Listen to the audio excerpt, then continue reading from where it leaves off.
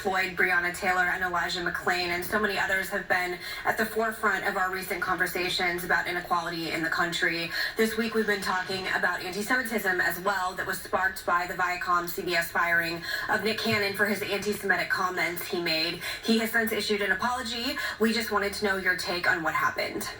I think that we learned a lot in that instance too. I think that we learned it depends on what our goals are. Our goals to make ourselves a more better society, one that can have open dialogue, or is it one to be punitive? I think that what Nick said was problematic, but I think one of the ways you deal with somebody who says problematic things is to make them have to explain what they meant. And sometimes holding things up to the light of day, they crumble under truth.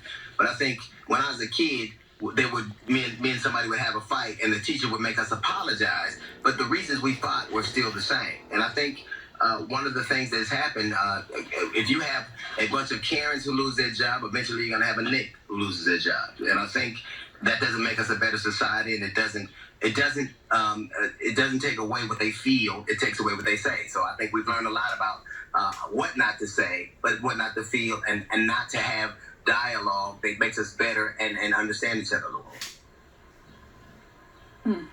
Now, DL, your new book is fantastic. It's called Surrender White People, Our Unconditional Terms for Peace. And in it, you talk about reparations, which is something you know I talk about all the time on this show and outside of the show.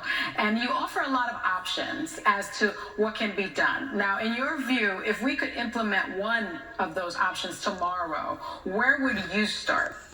I think all the descendants of slaves should be able to send their children to higher education, because I think the education gap, obviously we're in the second half of the game, are the people who can best benefit and deserve the chance. And I think that if we provided them quality educations, upgraded their schools, and sent them to places of higher education, be it trade or be it vocational or be it any other kind of school, I think giving our children access to higher education, which is definitely what they need, I think would change things immensely immediately. Now, also, I'm sure you know this, that leaders in Asheville, North Carolina announced this week on Wednesday that they had voted unanimously to provide reparations in an apology for its role in slavery.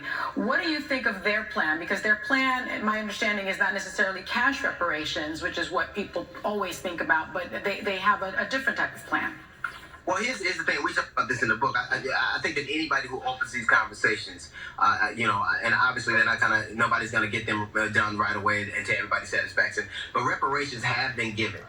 Historically, we gave reparations to people who lost chattel. Slave owners got reparations. Italians got reparations during the administration. Italians were given reparations for 100 years earlier, and the Japanese have gotten reparations. So this idea that we've never paid reparations is a misnomer. But anybody who has a conversation about making something right after all these years, we will keep the mementos of what we did wrong, but not the rectification. Like we build statues to men whose only predicate for getting a statue was being horribly violent to black people. Like the last time we made a statue or erected a statue of somebody who didn't brutalize black people was Rocky, and he beat the hell out of Apollo Creed. So,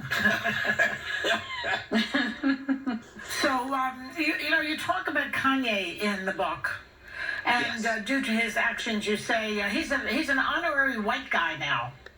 Okay, that's a strong statement. You couldn't have known that. You couldn't have known that close to press time he would announce his run for president, which we're not sure if he's in or out at this point. What do you say about that? Could you envision a Kanye presidency? Oh my God!